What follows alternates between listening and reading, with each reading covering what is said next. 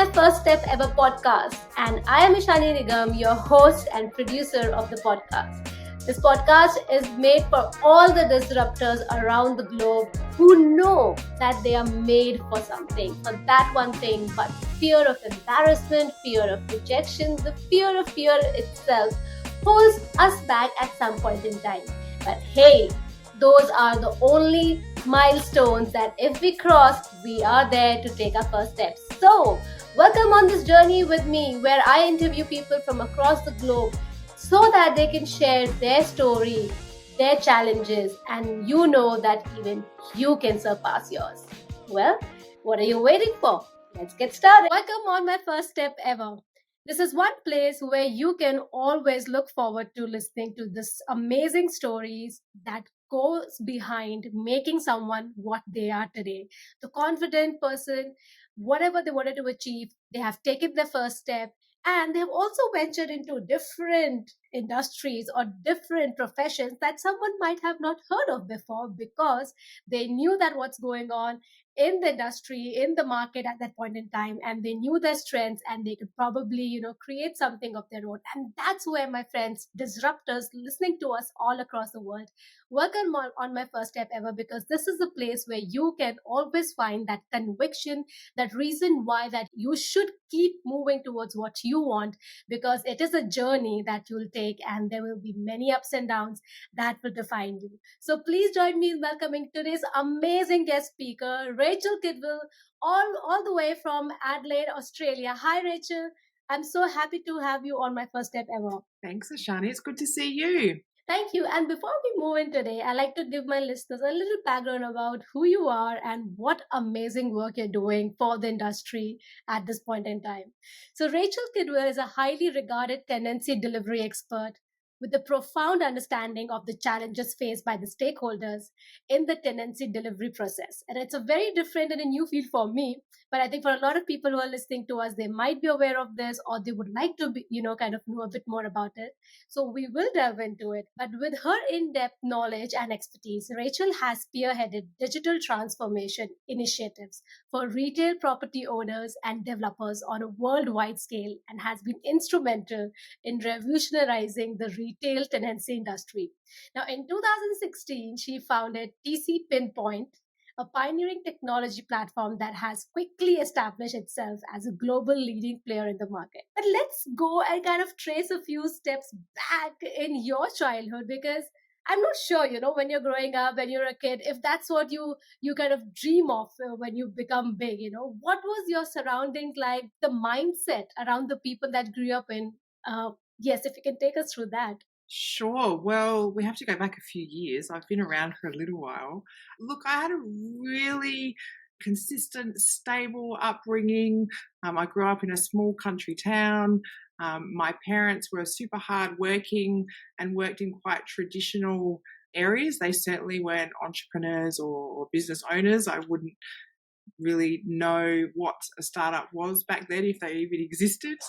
But one thing I do see growing up in those kind of environments creates a level of independence and a level of curiosity to enable you to, I guess, spend a bit of time daydreaming on what might be next. I always felt that the small town environment may not have been for me longer term, so I was certainly really excited when there was an opportunity to move to Adelaide, being the next biggest town from my small country town. And that feeling of independence that I got when I did move to that new environment, that's still very clear to me the day that my parents dropped me off here to go on to further education. And that feeling of freedom, which to this day I still get when I land in a new city. I love that level of excitement and curiosity and learning about new things. That's incredible, Rachel, because I think the feeling of independence and, kind of looking out for that is something that really helps you find yourselves at some point in your life. And it's really amazing to know that you always had that somewhere at the back of your head and you definitely work towards it. And for everyone who's listening to us today, if even if you are kind of migrating to a different city in the same country or you're migrating to a different country itself, I'm sure at the back of your head, there is this feeling of, that independence. That is why probably you're going there to kind of, discover yourself. And it's a really important journey that one takes. So Rachel, for you, from that point in time where you had that, thinking that I want to be independent and I want to kind of, I want something different and more for myself. And you took that step. You came to a new city. How was those couple of years for you while you were, in your own element, trying to find yourself, growing up? Was there something or someone who really influenced you in a positive way? Or probably, you learned something with kind of, mistakes or sort of failures that you had around that time? Because this is the time, your teens, your university time, where we have this really fragile heart, fragile mind, and we're still building ourselves up. So if you like to share something about that. So many. And look, you're a real poster child for that based on what you've done, Ashani. It's quite incredible. And it's no mean feat to jump on a plane and move to another city and work out a new community for yourself. But when I think back to that time, there was certainly a level of freedom that I really enjoyed.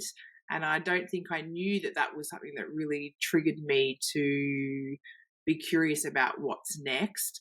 But I had it was quite a traditional pathway. I went to a legal and commercial college. I wasn't encouraged to go to university. So it was more about, well, what level of education will just get me to that next job. So I kind of followed that pathway because that was, where I was directed to be followed. But I always knew that I wanted something more. There was always something more that I wasn't quite sure what I wanted to uncover. So I did land myself in a job. It was really more administrative. And there was one particular woman there who took a real shine to me early on. And I thought her career path was super exciting because she had done a lot of work overseas. So even way back then, I thought I was really drawn to that level of unknown based on what exciting things you could be doing in other countries.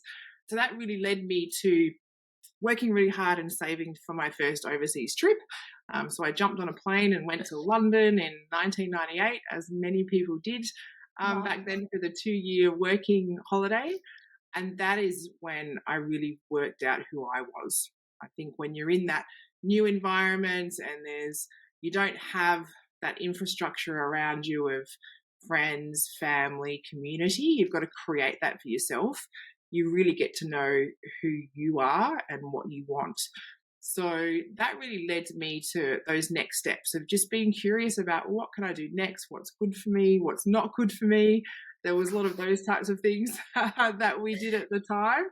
And I would say that I was very good at recognizing when I wasn't in the right place for me. So just as much as identifying what is the right place for you, understanding yourself and identifying what is not right for you is just as valuable. Incredible. I think I like to kind of highlight two things over here. The first thing I like to kind of, in fact, ask you is, now that we're already mentally, at least I am mentally already on the plane with you to the UK for for the 2-year working holiday, what was one learning that you had over there, which you dearly cherish even to the date, if you have one like that, and if you would like to share with our listeners? Because I think you were definitely in your, maybe in your 20s at that point in time, if I'm not wrong.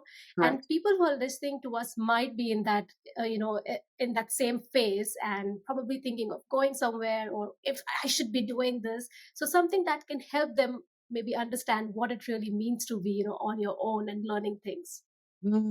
I definitely learnt that I was really good at starting new things, but I wasn't able to articulate that probably until 20 years later.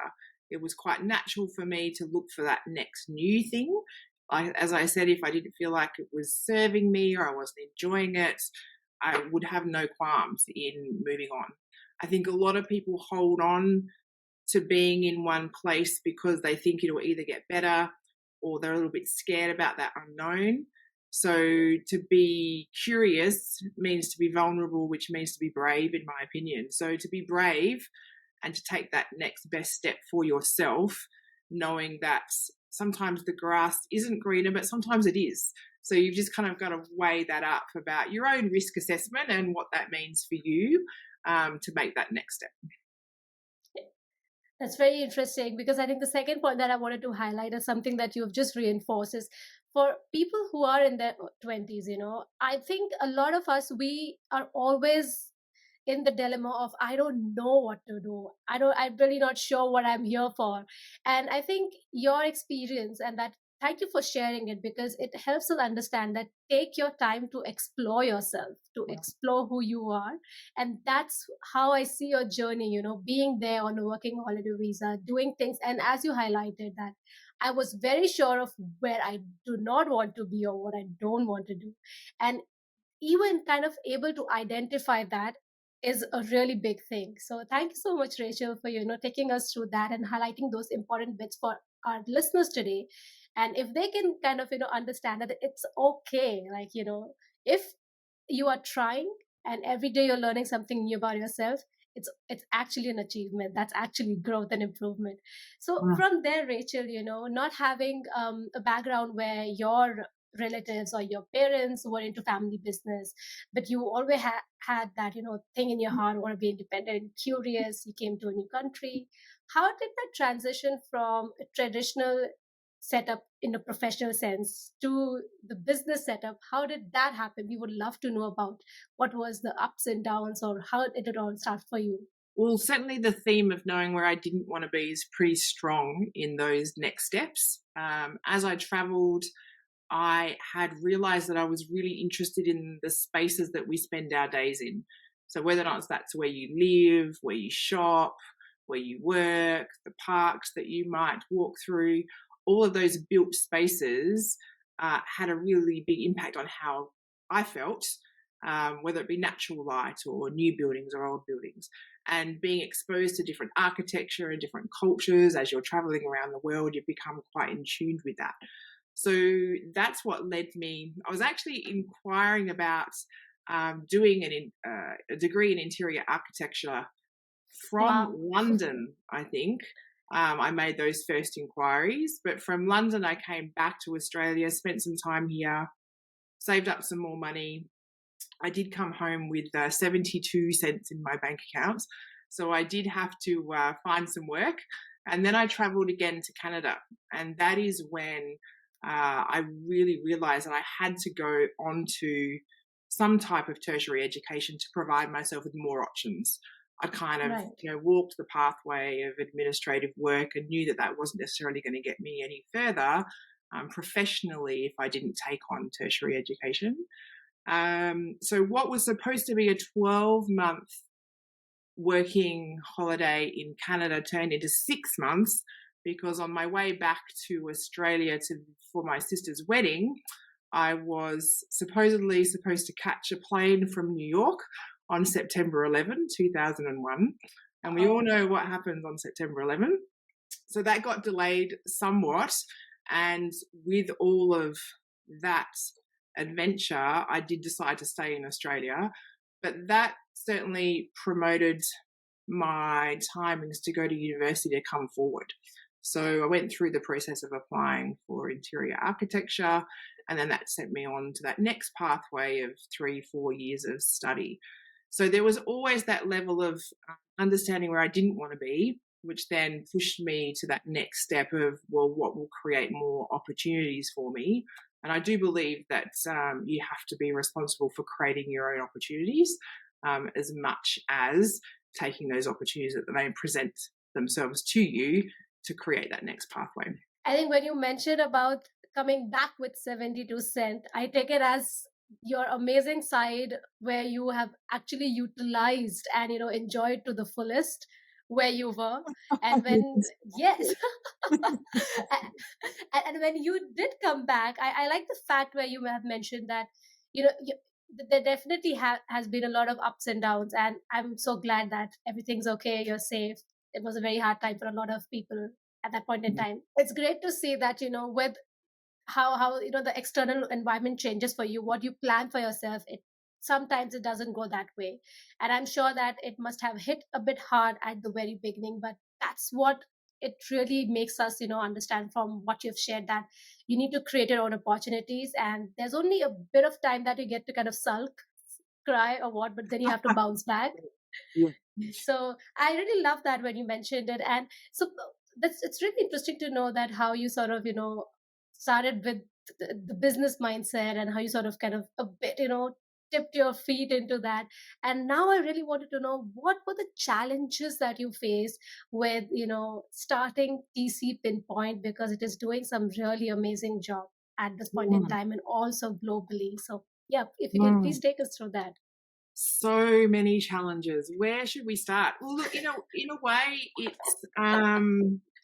it was created through facing a challenge, right? So, by virtue of going through university, identifying that I wanted that tertiary education, something in property and building and design, um, that led to a career in project management, or specifically retail project delivery, which opened up that world of retail design, delivery, operational elements, and the pace of that is really fast. That certainly excited me.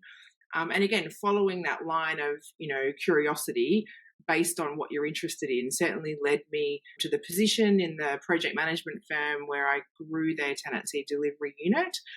And then that next challenge of the global financial crisis in 2009 led the level of projects that were being delivered with that company down.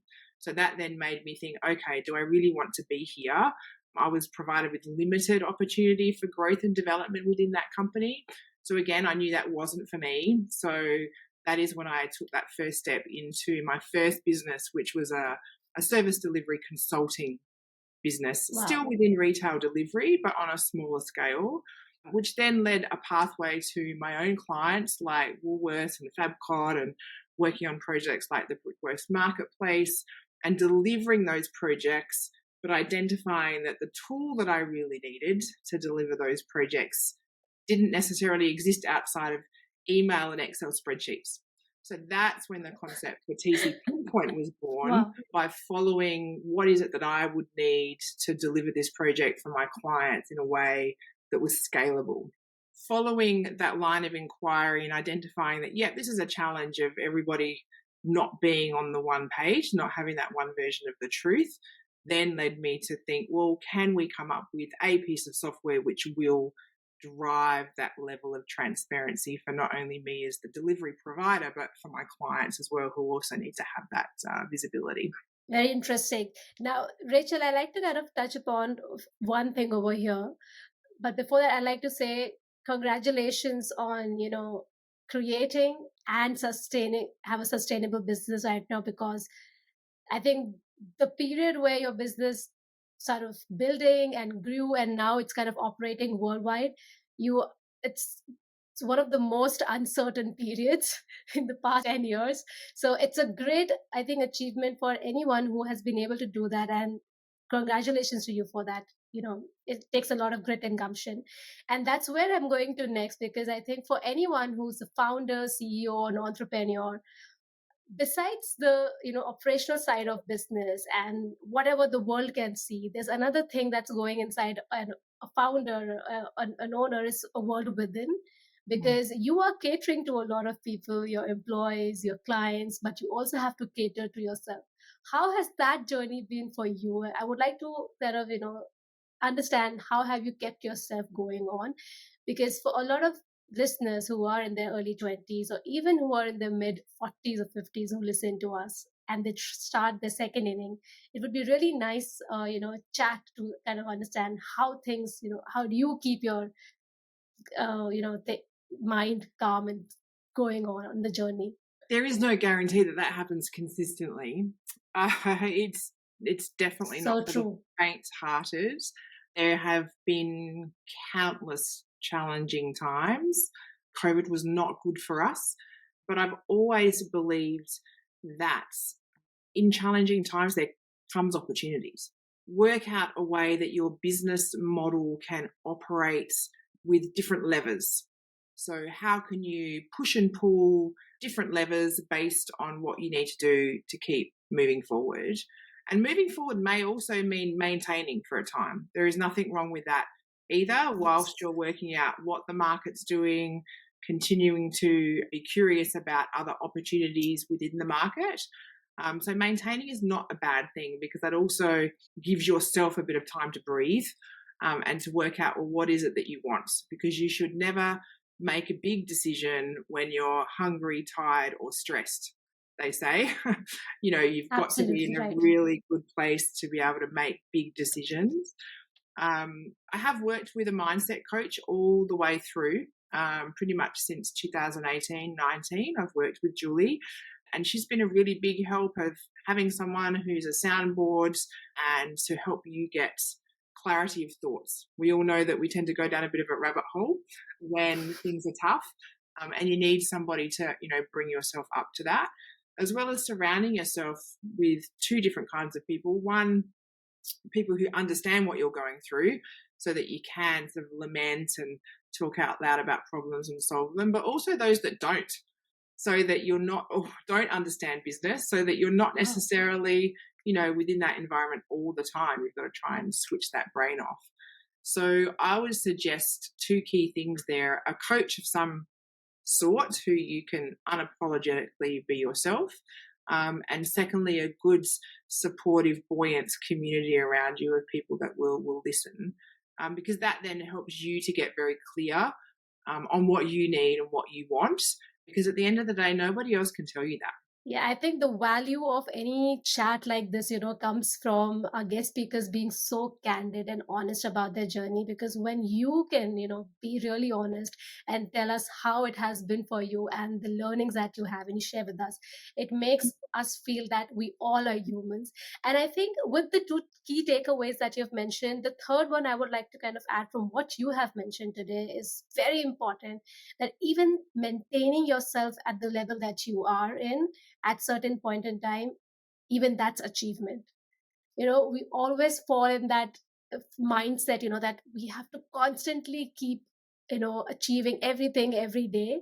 But there are certain times, there are certain periods, maybe the market is at that point in time, or maybe your own mental health is at that point, at that phase, that maintaining, sustaining is the best that you can do. And from there, you never know, it skyrockets when the time is right. So thank you so much, Rachel. I had a pleasure chatting with you today, kind of understanding your childhood and how your, hunger and curiosity to be independent, to understand yourself, to let yourself in the environment where you can make mistakes, and coming to this point in time where I can really see that you have taken your life as how it flows, but also taken the charge when it was required.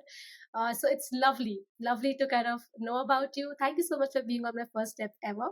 And as I always request my guest speakers before they leave, I request them to leave our listeners with a quote or a saying that they really resonate with. Well, there's a few, and I've given this some real thought for you today.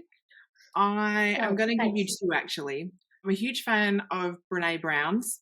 So her level of being curious and identifying that curiosity as an act of vulnerability and courage is something that should be acknowledged, admired, understood, because it gives you a bit of inner peace to understand that it's okay to be vulnerable and be curious.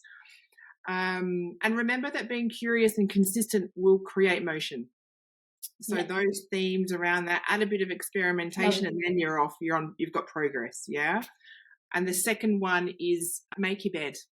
So start the day by making your bed, because you've already achieved something. That is a very important and impactful advice, or a quote or a saying. Since the time I've been doing that, it makes me feel like, wow, one thing done in the day, what's next? That's that kind of mindset. So I'm so grateful to have you today over here. Thank you so much, Rachel, for spending some time with us and letting us peep into yourself, your journey, your mindset. And we wish you all the best for your future as well. Thank you so much for being on my first step ever. My pleasure. Thank you, and all the best for your own journeys ahead. It's been inspiring to watch. If you're still glued together on this episode, thank you so much. I really appreciate that. And if you really want to hear more such stories from around the globe, then subscribe to my First Step Ever podcast on Apple Podcasts, Google, and Spotify. whichever platform you prefer. Please do give ratings and please do write your comments, and you can directly reach out to me on my first step ever _IN. That's my Instagram handle. A little about myself. I have always loved performing on stage, acting, speaking, and just emoting myself. So I use these mediums different ways so that I can connect with people, help them, empower them, infotain them, which is to inform them and entertain them. If you would like to collaborate for any opportunities, more than welcome to connect with me on my Instagram handle. Thank you.